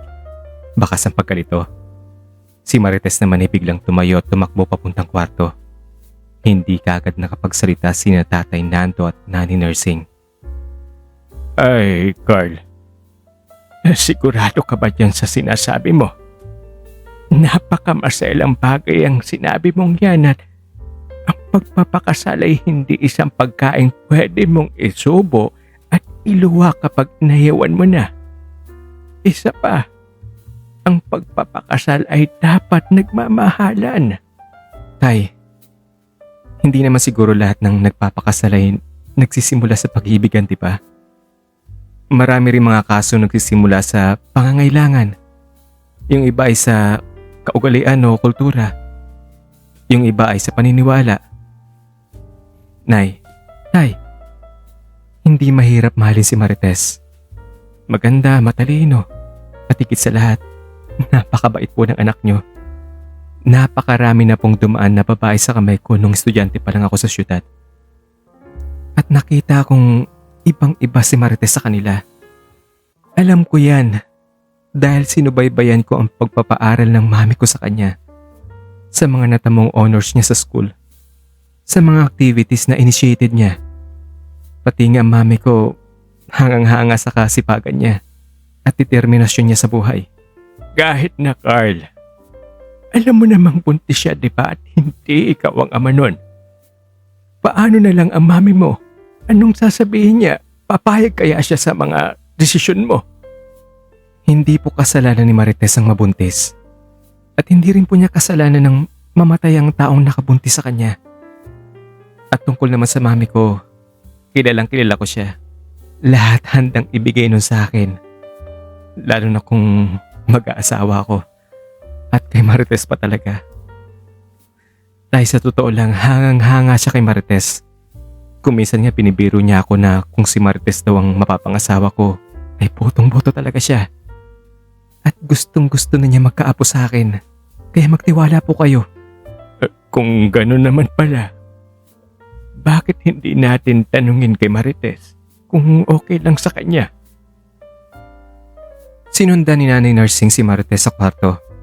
At nang lumabas ito, umiiling-iling ito. Ayaw niya, Carl. Nahihiya daw siya. Sobra-sobra na daw ang pagtulong mo sa amin kaya hindi daw siya papayag sa mga desisyon mo. Kung okay lang po sa inyo, ako na po makikipag-usap sa kanya. Ako na po ang bahala.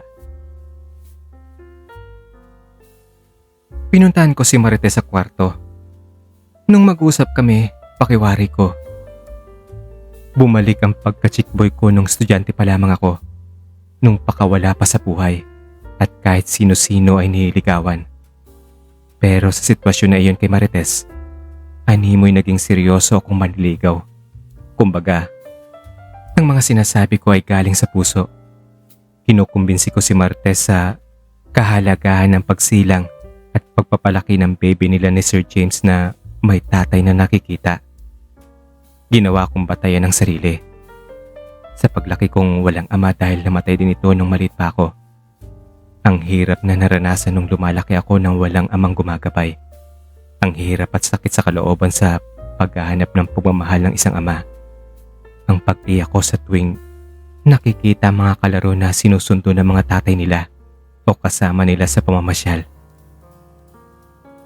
Marites, kung ayaw mo magpakasal sa akin dahil hindi mo ako mahal, gawin mo na lang yun para sa baby mo na lang. Bakit mo ginagawa ito, Carl? Para ba sa akin? O para kay James? Pareho. At para na rin sa bata. Bakit? Hindi mo pa ako kayang mahalin? Hindi naman sa ganun, Carl. Sa totoo lang, lahat ng babae ay nangangarap na makapag-asawa ng lalaking katulad mo. Ang totoo nga niyan, nasa iyo na ang lahat ng hinahanap ng isang babae. May itsura, mayaman, matalino, masipag, at higit sa lahat, mabuting tao ka. So, Hindi ko alam. Hindi ako nababagay sa iyo. At kamamatay lang ni James. Tess, Sabado ang gustong kasal ni James.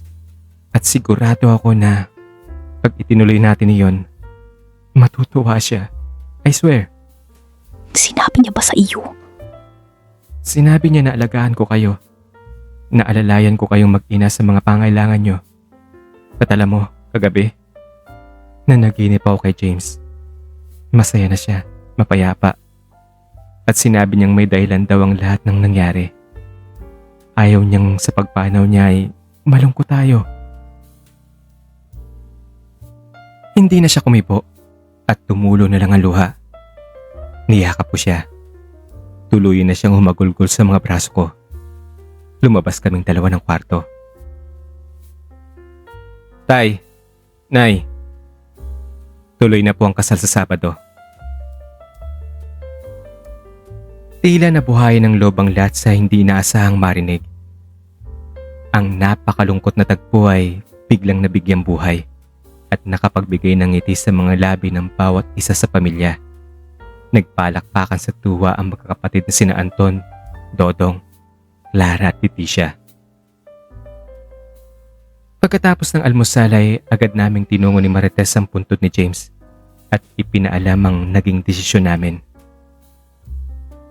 James, alam kong ikaw ang nagtulak na gawin ko ang desisyon na ito. Nandito kami para hingi ng iyong paspas. Sana masaya ka sa desisyon naming ito ni Marites. Bigyan mo kami ng palatandang wala kang pagtutol sa gawin naming ito. Nang bulong ko. Pagkatapos kong sabihin iyon, naramdaman kong animoy may ihip ng malamig na hangin na dumampi sa katawan ko. Naramdaman mo yun, Marites? Ang ano? Yung malamig na hangin. Oo, Carl. Naramdaman ko rin. Siguro si James yun. Palatandaan o sinyalis na okay lang sa kanya naging desisyon natin. Payag si James na magpakasal tayo, Marites. Payag siya. Naramdaman ko yun. At dumating na nga ang araw ng kasal. Dahil sa hindi pa tapos ang pasyam na araw na pagdarasal para kay James, nakapagdesisyon ng pamilya na gawing simple lang ang okasyon at sa kapilya ng barangay nilang itaos iyon, pagbibigay respeto kay Sir James. Walang mga espesyal na taong imbitado, maliban na lang sa mga piling kaibigan ko. Wala ring magagarang damit pang kasal o groomsmen at bridesmaids. Casual lang ang lahat. Kumbaga, parang ordinaryong araw lang na pumunta sa kapilya ang lahat upang magsimba. Ang kapitan ng barangay ang ninong 10 na mga kagawad. Pero dahil sa nalaman din ng buong barangay, marami pa rin ang dumalo. Marahil ay dahil ang okasyon ay may kinalaman sa akin, sa anak ng main sponsor at siya nagpatayo ng eskwelahan nila. At sa kagustuhan na ring makibahagi sa importanteng bagong yugto na iyon sa buhay namin ni Marites.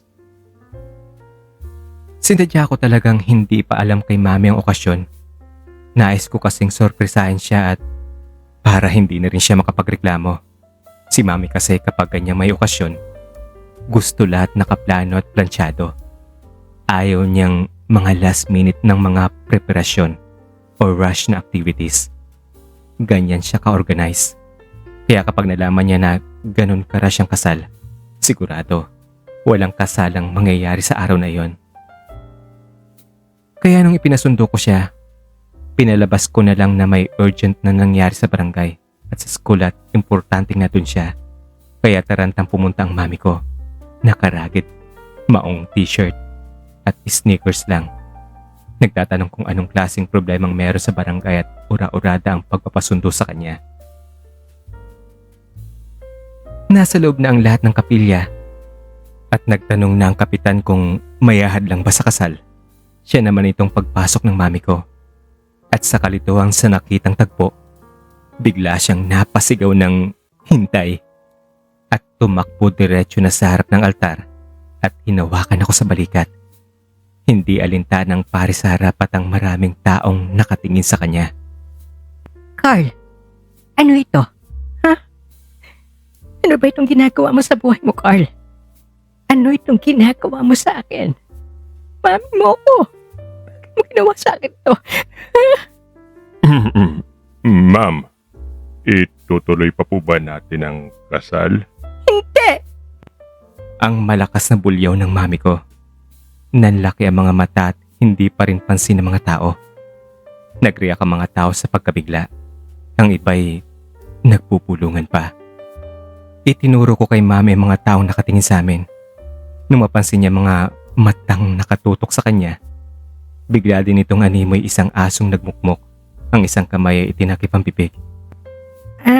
Hindi.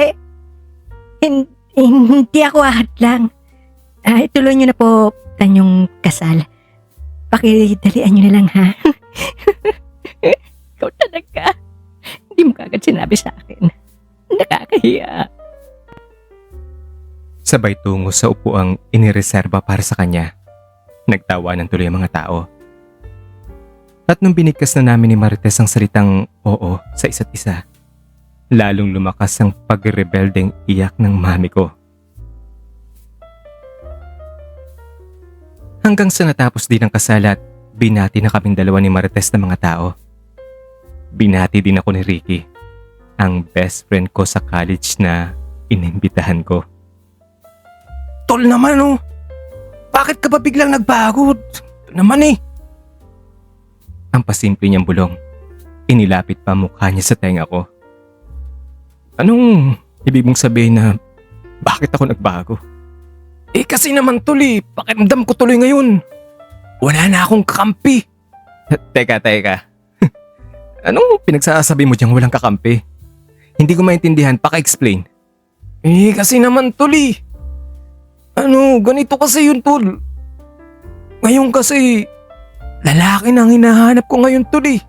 Hoy, ikaw nga huwag ka magbibiro ng ganyan ha. Sira ulo ka talaga. Kahit kailan ka talaga ha. Totoo tol.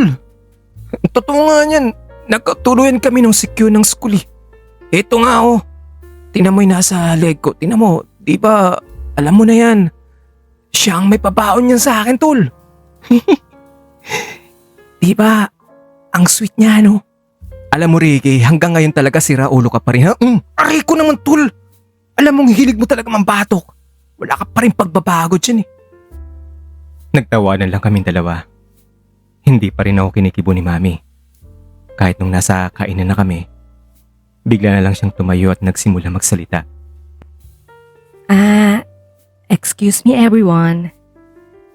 Nandito po ako ngayon sa inaakalang may problema dito sa barangay at kailangan ng tulong ko. Pero ito pala ang dadatnan ko. Ang kasal ng kaisa-isa kong anak. Sigurado ako napakana na naman niya ito. Nako, simula nung maliit pa yan, palagi na lang akong nautakin yan. Palagi akong halos aatakin sa puso, lalo na kapag ipinapatawag sa school dahil sa mga pambubugbog ng kaklase o paglalagay ng mga thumbtacks o chewing gum sa upuan ng teacher o kung ano-ano pang mga kalokohan. Ngayong nagbago na heto naman, muntik na naman akong mamatay sa atake sa puso. Pero lilinawin ko lang ha, hindi ako tutol sa kasal.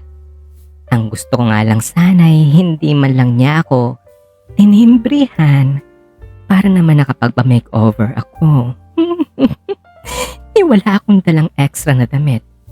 May pawis pa ako, ang paho ko na, wala man lang akong makeup o kahit na lipstick. Wala akong dalang video cam. Imagine, kasal ng kaisa-isa kong anak at hindi ako maganda. Hindi ako bongga.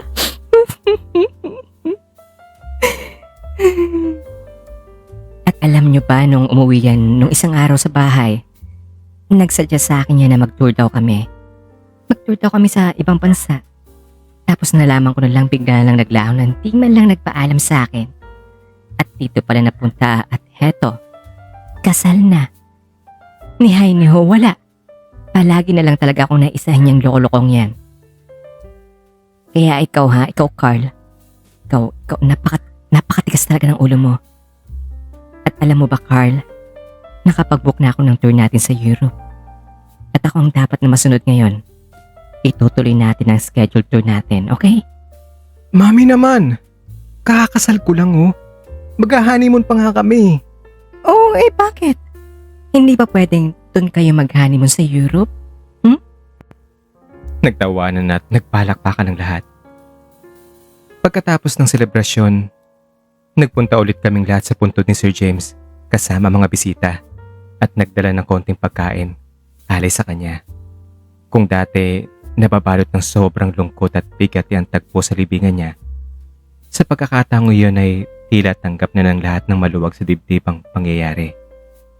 Ikwinento ko rin sa mga tao ang panaginip ko kay Sir James at nakita kong masaya siya at na ayaw niyang makitang malungkot ang lahat. Maluha-luha pa rin yung iba, lalo na ang mami ko na nangihinayang sa sobrang galing ni Sir James. Inilatag namin ang pagkain sa ibabaw ng puntod at nag-alay na rin ng dasal. Dumamay din ang panahon. Ang mainit na sinag ng araw ay bahagyang tinakpan ng ulap. May pabugso-bugsong katamtaman ng sariwang hangin na siyang nagbibigay ng preskong pakiramdam. Napansin ko na rin ang awit ng mga ibon, ang berdeng dahon ng mga puno at halaman na nakapaligid. Sila lahat ang nagpapahiwatig ng kasayahan sa tagpong iyon. Kitang-kita ang ngiti at saya sa mukha ng bawat taong dumalo. James, maraming salamat sa lahat.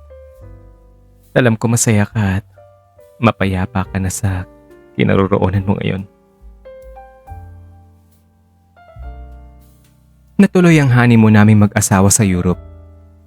Ang pag-aalaga sa itinanim ni Sir James na puno ay inihabilin ko muna pansamantala kay Anton habang nasa honeymoon pa kami ni Marites. Hindi naman magkamayo ang mami sa pagsishopping ng kung ano-ano para sa magiging apo niya at para sa plano niyang pag-schedule uli ng kasal namin ni Marites pagbalik ng Pilipinas. Isang engrading kasal na base sa plano at pangarap ng mami ko para sa akin. At natuloy din iyon. Sa pagkakataong iyon, natupad din ang gusto niya na mapaghanda ang maigi ang kasal at makita siyang maganda at bongga. 10 taon nang matuloy na nakalipas at marami na rin nagbago. Kung ang barangay ni na Tatay Nando na dati ay napakahirap tahakin, may simentadong kalsada na nagdudugtong nito sa kabiasnan at madali na itong puntahan. Ang dating bahay ni na Tatay Nando ay ipinagawa ko na rin, konkreto, may second floor at ginawan ko pa ng extension para sa amin ni Marites. Doon na rin kami maninirahan. Sa pamilya naman ni Tatay Nando, si Anton ay isa ng negosyante. Nagkatuluyan sila ni Esther at may 2 anak na sila. Si Dodong naman ay nakapagtrabaho sa abroad bilang isang engineer. Si Clara ay nagtuturo na rin sa barangay school na dating pinamumunuan ni Sir James. Samantalang ang bunsong si Leticia ay magtatapos na sa kursong komersyo sa darating na graduation. At dahil sa pagpapakasal namin ni Marites, masayang masaya sina Tatay Nando at Nani Narsing. Nawalan man sila ng isang James sa pamilya, may kapalit naman ito sa pagkatao ko. Dahil sa isang guro, si Marites na rin ang namumuno bilang direktor ng eskwelahang sinimula ni Sir James. Kung noon nagsimula ito sa non-formal classes, naging isang private, non-stock, non-profit elementary high school na ito na sinusuportahan pa rin ng mga private at non-government organization na pinangungunahan ng mami ko. Malaki na rin ang puno ng mangga na itinanim ni Sir James. Namumunga na ito at napakatamis na mga bunga nito. At base sa nais ni Sir James, ito ang nagsilbing pinaguhugutan ko ng lakas. Ang nilalapitan ko sa panahon ng kalituhan, kalungkutan at kagipitan. Kadalasan din, sa ilalim ng lilim nito ko dinadala ang pamilya ko at doon nagpipiknik o nakikipaglaro sa mga bata. Alam ko na habang may buhay ako, Hinding-hindi ko na pwedeng makalimutan pa si Sir James. Hindi lang dahil sa puno ng mangga na itinanim niya para sa akin, kundi dahil na rin sa 2 supling namin ni Marites na siyang nagbigay kulay sa aming pagsasama at nagbuo ng buhay at pagkatao ko. Ang 10 taong gulang na si James Miller na kahawig at manang-mana kay Sir James. At ang 9 na taong bunso naming si Carl Miller Jr. na syempre, kamukhang kamukha ko at manang-mana naman sa akin. At itong 2 supling din ng siyang dahilan sa lubos na kaligayahan at pagpapasalamat ng mami ko dahil sa wakas, nabigyan ko siya ng matagal na niyang inaasam-asam at minimiti na hindi lang isa, kundi 2 malalakas, makukulit at makikisig na mga apo. Sa 2 batang iyan umiikot ang buhay naming lahat. Noon ko lang napagtanto ang kahulugan ng ipinahiwatig sa akin ni Sir James sa panaginip, kung bakit dapat akong matuwa. Dahil sa pamamagitan ng mga anak namin, matutupad ang aming pangarap na magsama at hinding-hindi na maghiwalay pa. Hindi man bilang magkasintahan, kundi bilang magkapatid. At dahil dito, at kahit ano man ang mangyari, mananatiling buhay sa puso't isip ko ang minamahal at nag-iisang idol kong si Sir. Wakas.